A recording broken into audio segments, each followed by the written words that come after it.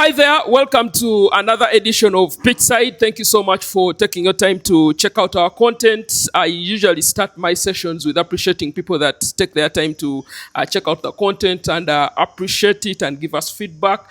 Thank you so much for the love and support. You who is joining us right now, I am again going to, kindly request you. It doesn't take you a minute before you hit the subscription button. Please do that. Subscribe so that all this very exciting content that comes your way is something that you enjoy every time you're on your phone and you're catching up on Ugandan football and everything else pitchside, on the YouTube channel. All you have to do is hit the subscription button. It's pitchside with Tabo Peter. Now, I'm privileged and honored that today I have someone that, first of all, you guys out there have been asking for on pitchside, and we have the opportunity to host my senior, yes, Mr.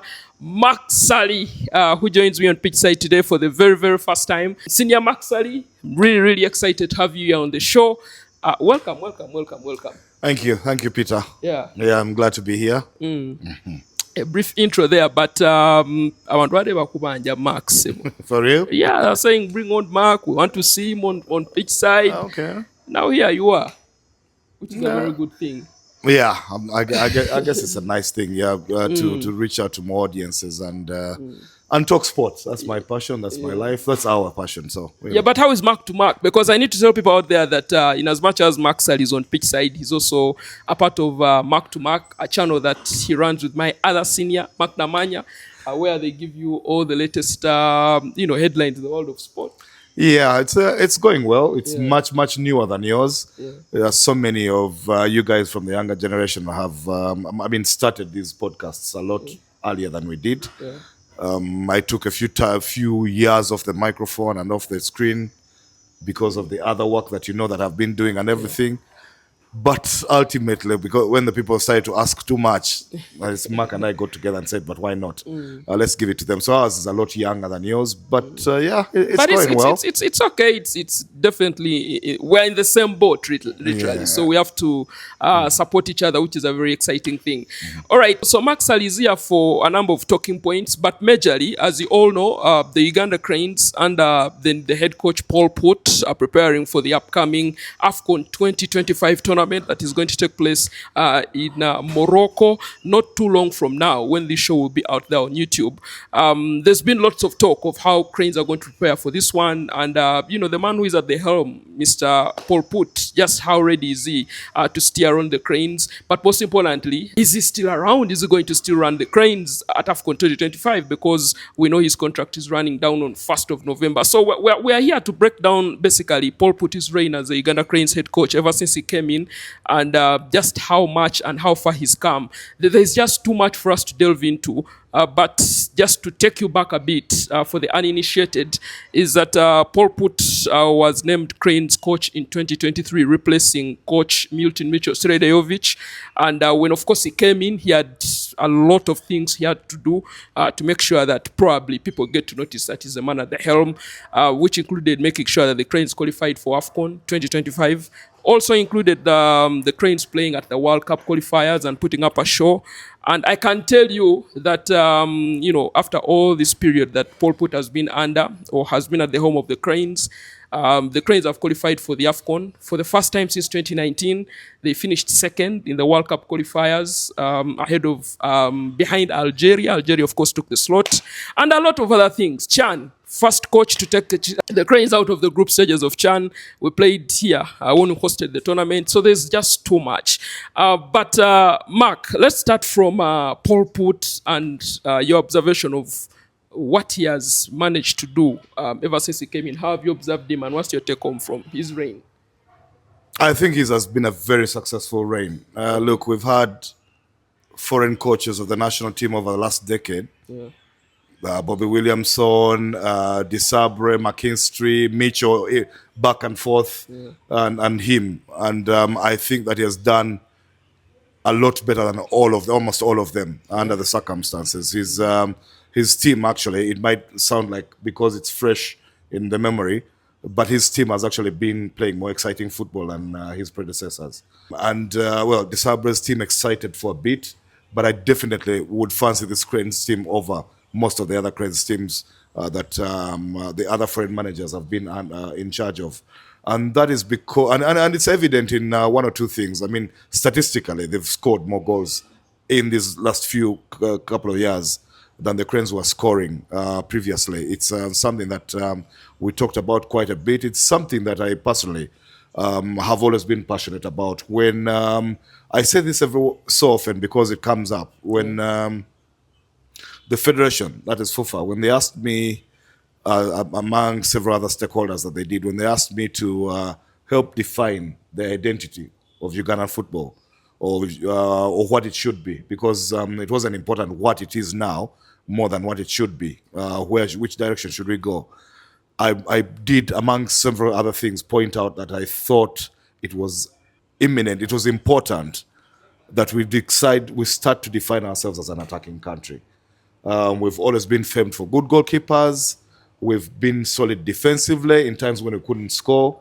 I mean, even in recent times, the Andy Mwesigwa reign comes to mind, and all when we were solid defensively and relied on the odd goal from Emasa here, except we are there and all. Header from Captain Ibrahim. Yeah, that kind of thing. Yeah. But I always thought that as Uganda, the only way for us to actually keep interest from a younger generation that have not been there for as long as we have, a younger generation that has got so many options for entertainment, an industry that has gone beyond the entertainment that we used to have back in the day and the passion we used to have for it, to actually becoming a money minting industry.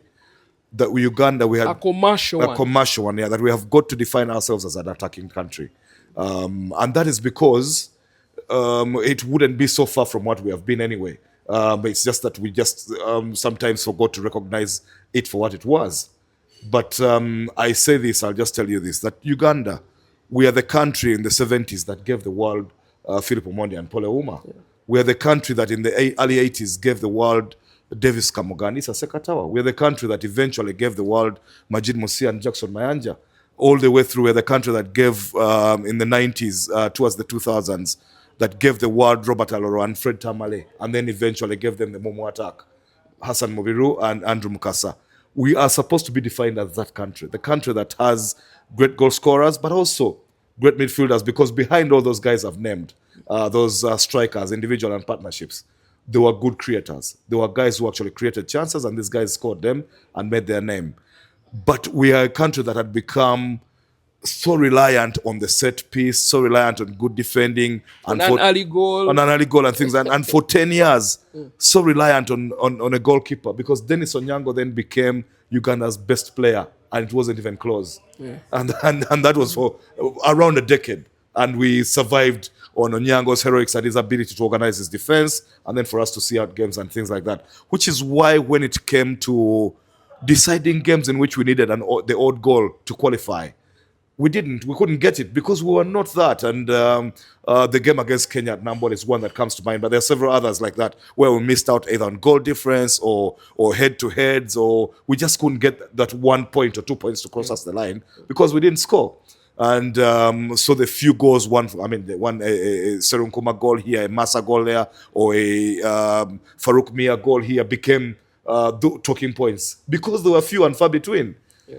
Under Port, we have gone back to a semblance of looking like an attacking team. We have got campaigns in which we have scored, like the Chan itself was... one away, actually. Yeah, the Chan was... We won games in the qualifiers, World Cup qualifiers, away. With AFCON qualifiers, away. By scoring beautiful goals and all. In the Chan itself, we got 8 goals from 6 different scorers. And several others. Then we scored loads of goals against Guinea and Mozambique and all, here at home, and Somalia. And so we've gone back to looking like a semblance of an attacking team. And we need that. There's a generation of young fans who do not share the same passion we share for Ugandan football, that they will survive, they will endure ugly, scoreless draws or 1-0 wins from penalties, like we would have from a David Obu or somebody. There are very few fans from the younger generation, and yet that's where the numbers are. So the older generation, we are just too few to be able to sustain football like that. So we need to be an attacking team.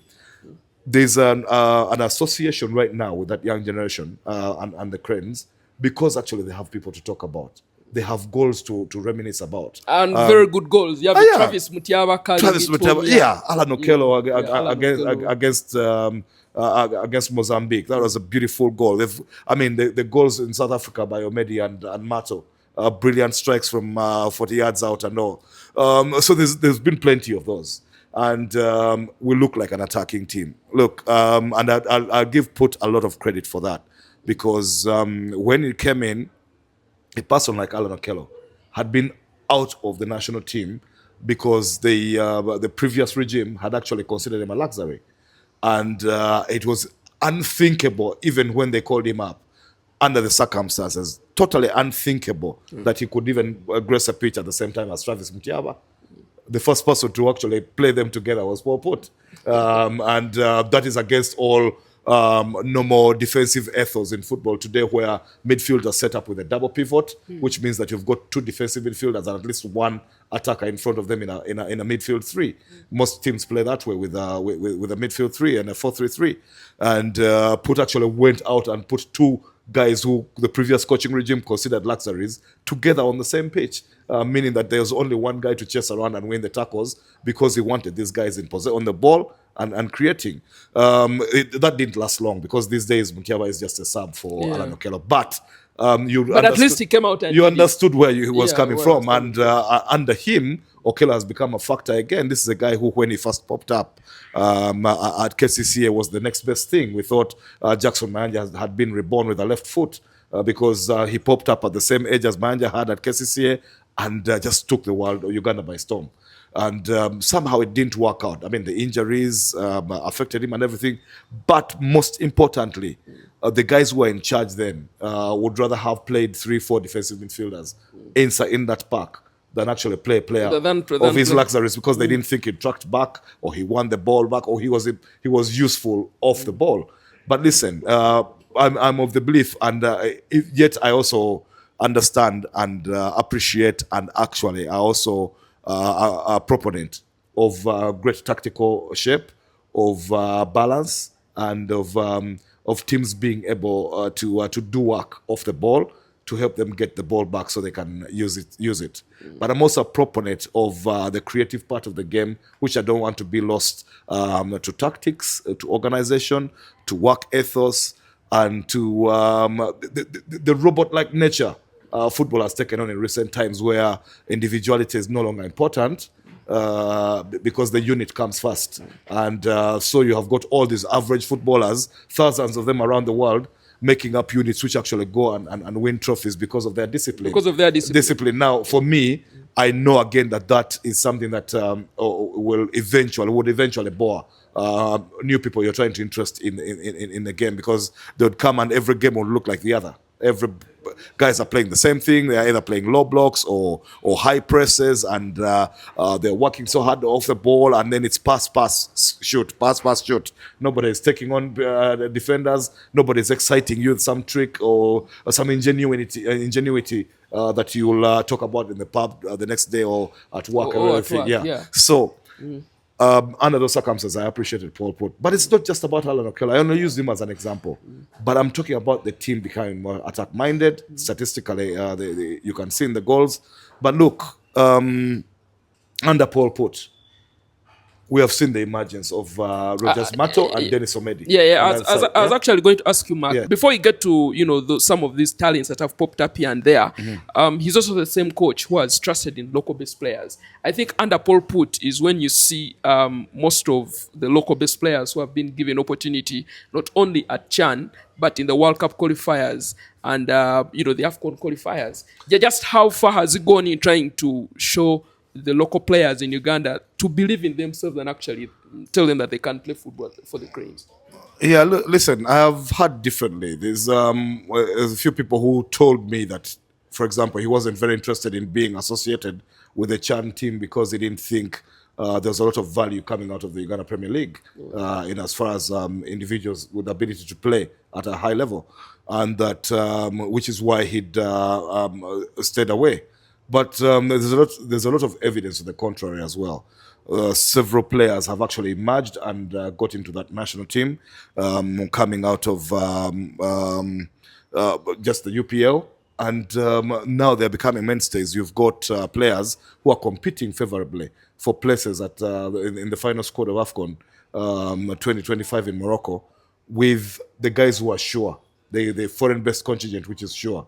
They've got their players domestically who are competing favorably to try and get into those places. I mean, Jonah Kakande, Enoch Sebagalan, Joel Serunjoji, Roger Storach, and Hilary Mokondane, Gavin Chizito, and Habat Achai. They're guys who have a genuine chance between now and the naming of the final squad to actually stake their claim. Even Ivan Ahembisibu up front and all.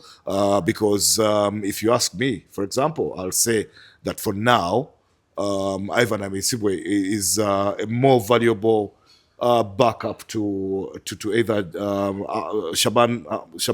Mohamed Shaban, or Stephen Kuala than Uche Ikpeazu, who is, on evidence of what they've produced when they have played. Yes, players of that nature have got a chance underput, and they've staked their claim. But I'll tell you again that in football and in sport and in life generally, Yes. timing sometimes is everything. There's so many coaches who would have craved or killed for the opportunity to have as many internationals going into a major tournament as Put has. It's just that fate would have it, as fate would have it, he had a qualifier. He had the qualifiers for AFCON at the same time as Chan was playing qualifiers in the same period as the World Cup qualifiers were taking place. So he has had a lot of games in which to make these choices. That's one. But two, also a lot of games to help him prepare. This team going into Morocco 25 is more prepared for a Chan tournament of that nature than the teams that went to 2019 and 2017. The way I see it. And because of the games that they've played. The games they've played, yes, absolutely. Because they've played in front of a sold-out Namboli Stadium for 3 games, I think, when we hosted Chan here. Chan, they've played in those Chan games, and then just after that, they played against Mozambique and Somalia here. So they had 5 games in the period of a month in which they were playing at home to those sellout crowds. But then they also went away, and not so. Put is going to go into a Chan tournament having played competitive football 2 months before it. It's not been the case with everybody else, and in between now, if we have an international break coming up, so he'll put in some friendlies as well. But this has prepared him more than anything else. There's a certainty about who should start the opening game at Morocco, in Morocco. That virtually every Ugandan can name that team. There'll be 1 or 2 changes. There'll be 1 or 2 surprises, perhaps through an injury or form or just tactical formations that Put might think about in which to change it. But virtually, that team is now self-naming. How has it become self-naming, self-picking? Because of the frequency. And the games that have the games they've played, the qualifiers they play. I mean, the competitive games they've played. So that back 4 is automatic. It is automatic. The goalkeeper, a little less so, but should be as well. If they're all fit, you know that most likely Salim Jamal will start in there ahead of Dennis Onyango and Nafiana Lyonze. That midfield 3 is self-picking, as is the front 3, to be honest. Like I said, 1 or 2 things might change because of form here and everything else. But it's difficult to look beyond, say, Mokwala, Mato, and Semugabi for the front 3. Unless in this between now and then, Mohamed Shadban does something, or Dennis Omedi hits the form that he was in before, that kind of thing. It's difficult to see a different front 3 something changing on the opening day for Uganda AFCON. Chan, of AFCON rather, 2025. So he's got the chance that all of these things are fallen for him, but he has got to take the credit for the way he has handled it. Other people might have handled it differently. Like I told you, we've seen coaches who went and got all defensive. When they were presented the opportunity to actually build on a team, they couldn't get a Ugandan team to be able to pass the ball, have the confidence to keep it, to have the confidence to attack as often as they did, because the coaches did not believe in those philosophies and didn't think they had enough time to prepare teams to become attacking teams, because that's the excuse they use, or the quality individually to actually do that. But no, Put is saying no. I'm playing these guys and I want them to do this, and they've actually gone out and done that. So I'll give him all the credit. The other credit that I would like to give Put is in actually some of the guys who have ended up at the national team, especially those from outside of our borders, because he has had a say in that. Put is somebody they've actually facilitated to go to Europe and check out certain players. And what has happened is that we have ended up with the back four we have now. A solid one. A solid one, yeah. Of Elio Capradossi and Jordan Obita and Sibik at the right. Sibik has only just claimed his place now from Bomono and Kenneth Samakula and Gavin Chisto, whoever was playing there. And then, of course, Aziz Kayondo, who is a very consistent man at the left back there. But Put has been facilitated. He's gone to Europe and looked at these guys. And I've actually have heard on the grapevine that before AFCON kicks off in December in Morocco, there's another one of that nature that is looking at. Yeah. There's bound to be another talent that's coming in, somebody with Ugandan roots who has not necessarily gone Is he a forward? Is he what position? Good question. I'll keep that under wraps for now. So he gets the credit for that. The scouting is down to him and the federation, and then but the selection and the tactics and the preparations and organization are down to him. And then there's the other bit. Of course, it helps when you're winning. But I think that the camaraderie, the togetherness in that Cranes team is better than I've seen in a long time. Some of the celebrations I've seen when these guys have scored goals have involved players running off the bench and Put's assistants, those Belgian guys, and all these guys actually celebrating with them. I saw that in the qualifiers and earlier. At Nambole, and I saw it largely in the qualifiers. I saw that, and I was like, these guys are now together. They are working for each other. They're playing together. They are feeding off each other, and they are happy for each other. Sometimes you're just being competitive in a squad that you will not be happy if somebody else is scoring and it's not you, for example, or assisting or starting. But I've seen that these guys are together, and it's a nice thing. The guys that have come into the back four have done a very good job. Those three guys, they've stabilized Uganda in such a way that while we have always been known as guys who defended well, it was we were defending hard. We were being strong in the air, strong in the tackle, and getting the ball out of our danger area in whatever style. And so we were resilient. We were competitive. We were hard. These guys have brought another dimension to that. They've taken us back to the days when we played the ball out of the back. They're ball players. Because they're all ball players. Very confident. Yeah. You have got three guys who defend in the mold of one Ibrahim Sekaja. So I'll tell you that Capradossi and Jordan Obita don't only play like Ibrahim Sekaja now, but they play like Tom Luanga 40 years after Tom Luanga had played. And at that time, at his prime at AFCON. Back in the day, Tom Luanga was a guy who was known to play out of defense, to be calm under pressure, and to not just be about kicking people and heading balls away and everything. Basically somebody before his time, if you like, because the generation after him, there were so many guys, really hard stoppers, and not too many stylish sweepers when we used to play that kind of in the 4-4-2 or 4-4-2-4, in which we used to have a stopper and a sweeper. But these guys play that kind of football. They play that way. So I Put the credit for actually bringing us to a point where we feel that we have got a strong team. If you've got that back four and a solid goalkeeper to choose one out of three, any one of them could be in there and would still be fine. And if you've got Khalid Aucho returning to the team, much older, perhaps lost 1 or 2 yards of pace, but looking very assured because he knows that role. That is one of the roles in football from which you benefit from repetition. from which you only get better with age. Yeah. Certain roles in football, you begin to decline as you grow older. But in the holding midfield, you get better with age, actually, until such a point as your legs can't carry you anymore. And that and in goalkeeping, you can play for forever. And earlier, remember, we were talking about the guys who have come through in Put's era and got the opportunities. I think Sechiganda was actually the very first. Yeah.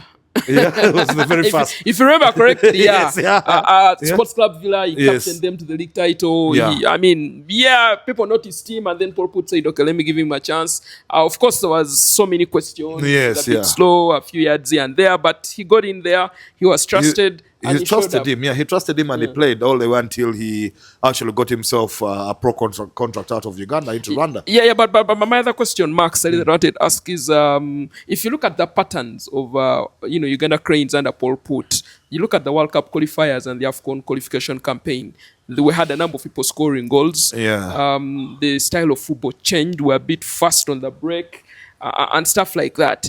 But one thing that stood out was each time we faced a team that uses the ball so well, we've always struggled. Yeah. We did that. We had that against Algeria. Mutiaba scores, and before we know it, first half, second half, Algeria 2-1 up. We're not too far away from AFCON, where we have a Tunisia that went unbeaten in the World Cup qualifiers. One of very few teams that did that. How then do you think Paul Put can handle? No, it's actually tough. I've talked about all the improvements we've made as an attacking team, the Cranes as an attacking team. But yes, there's still so many things to improve on.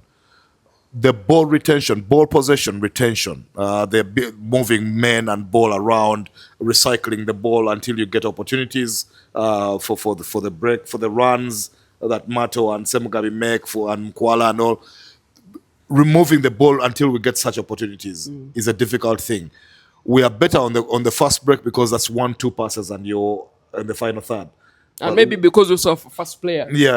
First players and all. Yeah, but when you have to actually play a possession game, we are still lacking a little bit there. Confidence individually from some of the players to actually believe that the ball is theirs and that they can play it 5-10 yards with each other and keep it before then they can maybe switch long balls to the wide areas or over the top for strikers to run onto, especially guys like Mukwala and Shaban who can sprint. That is still a sore thing. Every time I see Alan in possession, Alan Okello, I see somebody who's not scared to have the ball, regardless of how many opposition shots are around him or in front of him. Somebody who wants to take that extra second, not hurry, so he can make the right pass to the right person and with the right weight. Not everybody in the team is confident at that end. But more importantly than an individual ability for that game is how you support each other. And that comes off the training ground. Every person in possession, if you're making yourselves available, if I'm a centre back and my fullbacks are making themselves available, and so to the two holding midfielders, dropping on from different sides to pick it up, it opens up the space for me. If the opposition is coming them, I can play over the top to a striker in space or to a wide man in acres of space if say the fullbacks of the other side are pressing my fullbacks and all. Sometimes our movement is lacking. It's not supportive enough for us to create options for the man in possession. That is where a lot of work on the training ground has got to go, because definitely we are going to be squeezed out and have got to come out of tight spaces against Tunisia and even Nigeria in that group. Even Tanzania, because Tanzania also have players who work really hard off the ball. And so we have got to improve on that. Within the space of period, it's not, they're not teaching players from zero, so it shouldn't be too difficult. It just has to be the will from the coaching staff to say, look, this is necessary. Because the alternative to that, if we can't do that, will mean that we're going to be playing long balls. That every time we play back to the goalkeeper, we hit it forward. Every time, Obita and Capradossi don't like this. They want to have players available to them to pass the ball so they can move. They transit forward. So too Civic, unlike Aziz Kayondo, these guys don't want to linger on the ball, to carry it too far forward. They want to move it. Aziz Kayondo has got the ability in tight spaces to take on and beat his own men until spaces open up and the teammate shows. Yeah. The other guys don't play like that. They want to be able to move that ball. Kamu, Yes, jangu, yeah. jangu. So it is imperative on Port and his and Simba and the guys in the camp to encourage our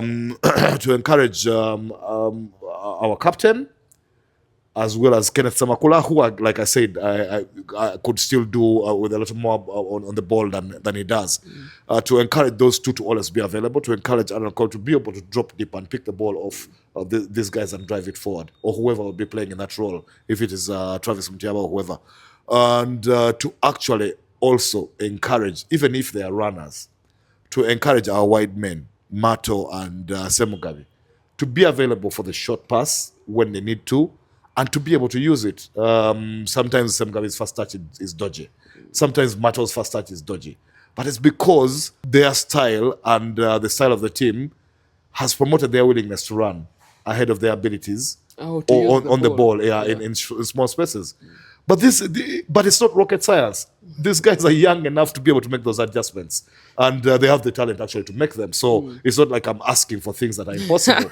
So that has got to be promoted as well. That bit has got to be promoted because, and not only because of the teams which are superior to us, the Tunisians and Algerians of this world, but also for the teams which actually will play a low block against us. Teams which will come out defensively. Look, in our last home qualifiers in the World Cup, there was a difference between the way we played against Mozambique and the way we played against Somalia. We looked better against a stronger team, Mozambique, than we did against Somalia. Actually, I felt that fans left the stadium a bit unsatisfied with our performance against Somalia. But why? Because Mozambique did not respect us too much to sit back. So they opened up spaces by attacking us, into which we could play, and then our runners could run. But Somalia went and played a low block. They actually, 2 banks of 4. They actually said, let's wait for them. Yeah, 2 banks of 4. You ask us the questions. And then our limitations were found out. Yeah. How well can we pass between the lines? How well do we move off the ball? How much our men in possession have in terms of ability to beat the first man? Because in a low block like that, if you beat the first man, somebody has got to move out of position to try and cover you up. That's when the spaces begin to open. Yeah. That's why the teams with the passing philosophy in the world, that's what they've always relied on. Pass it until you move them out of position, Pep Guardiola style. And so we don't have to be that. We just have to be able to do it when we need to. Thankfully, at AFCON 2025, I don't see any of those 3 teams sitting back against us.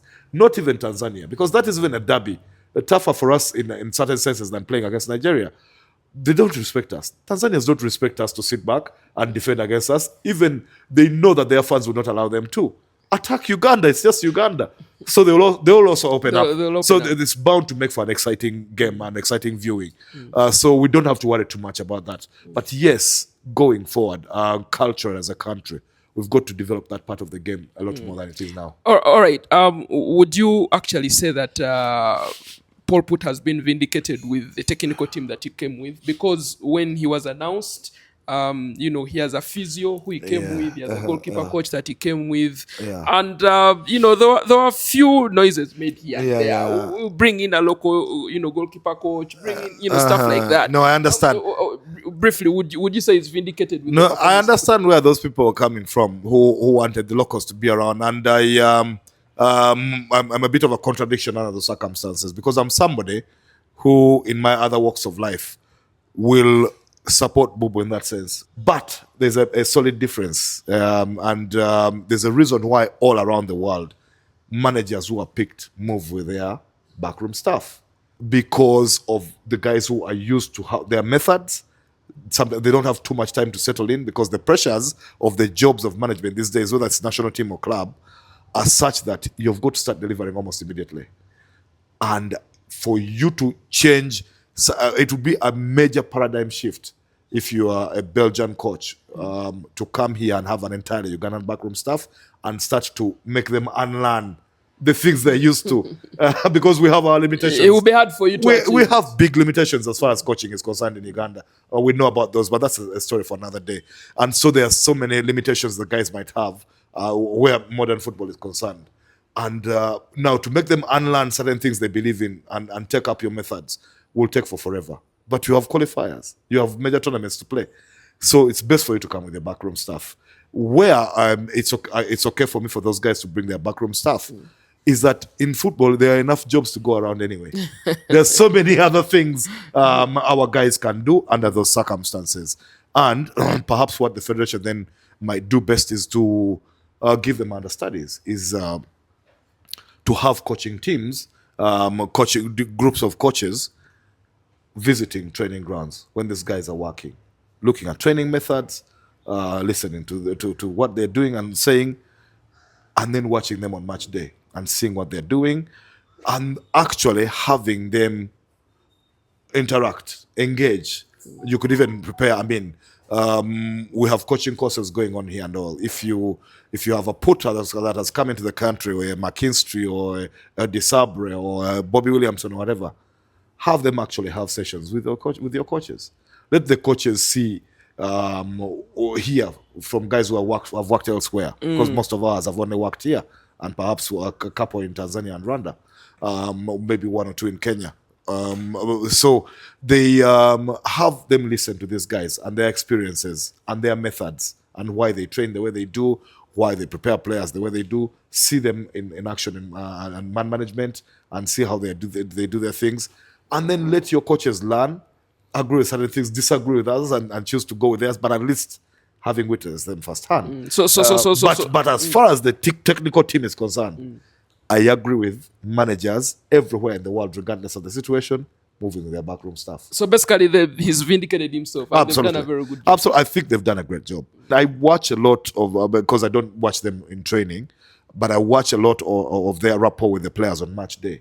How they handle the guys who are preparing to come on as subs, how they warm up the guys who haven't played, what they do with the rest of the team, the guys who have come off, the warm downs they do after final whistles and things. And I've thought that these guys are actually good at their job.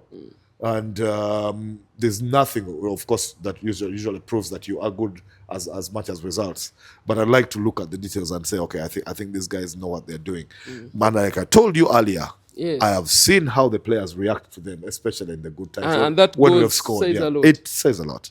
Okay, so very good insight there on Paul Putu's backroom staff and your opinion that they've done a very good job.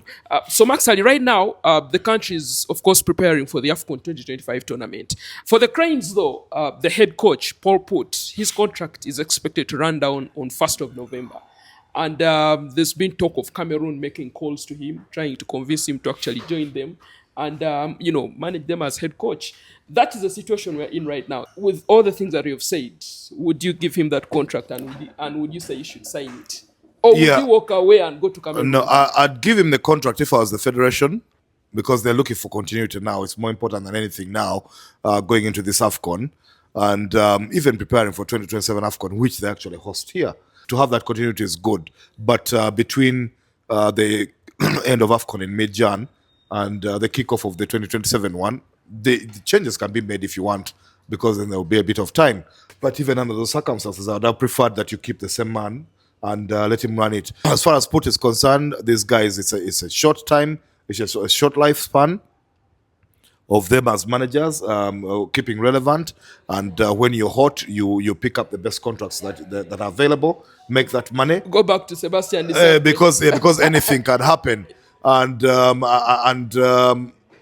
I'd say it would be a tough choice for him. However, if I were to advise him, even under these circumstances, I'd say, look, if Uganda is offering a contract and you have that opportunity, take that ahead of the Cameroon one. Cameroon is a pressure cooker job. It's a tough one. It's an enticing one because, one, they have got playoffs to play and trying to reach the World Cup. That's exciting times for them. And after that, if they won, for example, the two games, the semi-final and the final, then go into an interfederation playoff against other continents, South America, Asia, Oceania, and CONCACAF. But that is a job where you have no guarantees. Yes. You can take Cameroon, for example, to AFCON, and like the coach from the Ivory Coast gets sacked after the second game in 2 games because it's just not good enough. Oh, you can actually, you can last a very short time in there, and then it will be back to the drawing board. And yet, in Uganda, the way things are going, the federation is giving you better job. It's not just job satisfaction, but job security. That you can keep that job if you continue to do as well as you are until perhaps after 2027, until after the AFCON of 2027. If I were him, I'd stay, even if it meant taking a little less money. I'd do that. Over the longer term, it serves him right. Look, in certain circumstances, I would say, I mean, Put has been a journeyman. Put has coached clubs in Belgium and his home. He's coached a club in North Africa, USM Algiers, but he has coached national teams in North Africa, West Africa, and even here coached Kenya in East Africa. He was head coach of Guinea at Guinea. AFCON 2019. Yeah. He took Burkina Faso to the 2013 final, Yes, where yeah. they lost to Nigeria. Yeah. In South Africa. So you're right about his experience. Yeah, he's very experienced, but he's been a journeyman, and you don't get younger, and sometimes you make decisions to have more stability than to have more adventure, to have more satisfaction than to have more money, and it's a better footballing environment for him right now in Uganda. I think he has a lot of leeway to do as he wishes than several other managers across the world, and in Africa here. And under Cameroon, it would be a whole new ball game of pressure. I mean, you're not coaching Semgab, you're coaching Brian Boema, so you have a better player, perhaps. I mean, that kind of the options might be better and everything, but the demands, the security, the volatility of the environment, you're better off staying in Uganda. You're better off staying in Uganda. Now, Besides, off the pitch, we are the best country in Africa, if not the world. Yeah, so really, we are the pearl of Africa. Why do you want to go away? Yeah, but Mark, in the event that Paul Put ditches Uganda, because it's a possibility. Yeah, it is. It actually what is. future do you see for the Uganda Cranes at AFCON? Are we now thrown into a panic mode because now we need to get a coach again to make sure that he coaches the team? What is the worst case scenario for Uganda without Paul Put at AFCON? I think worst case scenario would be to actually hire a quick fix from abroad. Do we have options? No, they would be there. Those ones will always be there. They definitely will be options. Even managers who've just recently lost their jobs in Africa here and national teams. A few that have failed to qualify for the World Cup have actually sacked their managers. So the options are there. But it would be the worst case scenario. That's what I'm saying. The ideal, the most tranquil, the most logical, the easier transition is to have something but take over. As head coach. Yeah. I mean, because he's the one who has been with this same crop of players doing the things these guys have been teaching them. So he would not have to reinvent the wheel. He would not have to change too many things to get these guys to play and to trust and believe in what the methods are. Even within Uganda, getting a coach who has not been part of this setup over the last 2 years would prove problematic. But for someone with this bunch of players, I mean, consider that we've got Cappadocia, Bita, Sibic, and Uchek Peazo Mubiru and all those guys. Consider that how long it would take for them to adjust to a new manager who has not been part of this setup. My question was that they were adjusting to African football and settling in, playing in an environment like this and everything. That takes its own time and it has its own challenges. And then only after they've done that, you're giving them a new man. Yeah, I'm saying, Mark Ssali, some Simba granted, but when you roll back not too long ago at the Chan team, he's probably the person that many expected to be the head coach of the Chan team, but the federation thought otherwise. So from that angle, do you think they would trust him even to be the head coach of the I don't know if they would trust him, but they would be better advised to, under the circumstances. I'm saying under the circumstances. Look, we are talking at the beginning of November, virtually, because October is gone. And the kickoff is mid-December. Okay, late December for the AFCON. Why would you want to introduce a totally different coaching staff? It just doesn't make sense to me that you'd want to. And look, again, even when you talk about Chan team, I'm thinking of even of the underage teams, because we have got a team that has gone to the World Cup now, under 17s, going to play in Qatar, the under 17s. I'd have loved even for Put to be more involved at all those levels. I'd have loved for his coaching staff, including Simba, the guys who are top here, to be involved a lot. The federation chose to do it differently. And so now what we've done is that we've gone and gotten Larry Kingston. Larry Kingston is going to be in charge of all underage teams. The former Ghanaian international. This guy played with David Obua at Hearts. I was asking David, and he was excited about him coming. I was in Scotland and caught a game where they both play. Yeah, I remember that interview with David Obua. when I went to Scotland to do an interview with David Obua, so he knows Larry Kingston quite a bit because they were at Hearts between 2008 and 2012, 2013. They were both at the club. But so this is a guy who coached, I think, even Ghana's under 17 national team. So I think he knows a bit about handling young players. So that's a good thing. But I've liked that the federation have put him in charge of all the entire setup, because you need somebody to be able to do that. Short of that, it should have been Put and Simba and the guys who are here. And I thought to be in charge, not to leave Senyondo to do his own thing at under 17 level, and then for Mole to come and do his own thing at Chan and all. I think then players are picking up all sorts of different ideas, different philosophies and all, and yet you're trying to it makes it hard to build an identity for your national teams as how do we play. I mean, you saw some of the teams here. The Algerian team which played in Chan here is different from the one which played the qualifiers of World Cup immediately after. Yeah.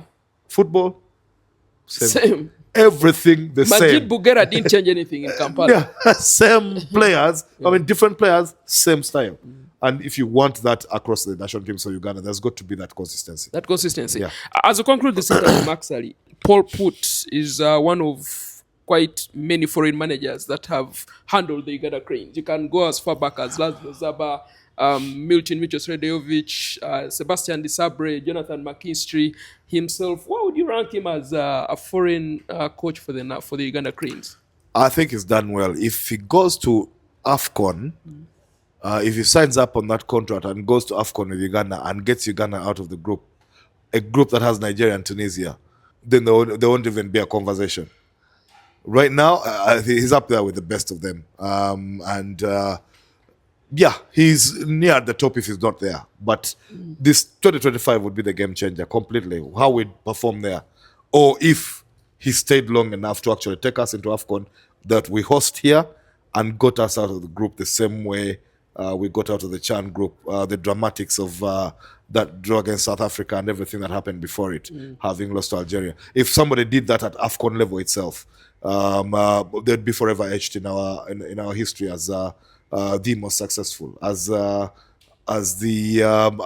GOAT, if you like. Yeah. Otherwise, thank you so much. You're welcome. I appreciate. My pleasure. Thank you for the time, and hopefully I'll also pass by Mark to Mark. Yeah, we'll have you on the set. Yeah, we'll have you on the set. We have a conversation. Yeah. So for the guys who have been asking about Mark Ssali, we've had a very insightful discussion about Paul Put. We've dissected for you Paul Put's reign since he came in, what he's done, the World Cup qualifiers, AFCON qualifiers, the players, the goals, name it. And of course, looked into AFCON 2025. So it was a very insightful one. Again, please subscribe and don't forget to share your feedback. So always, keep it pitch side. Cheers.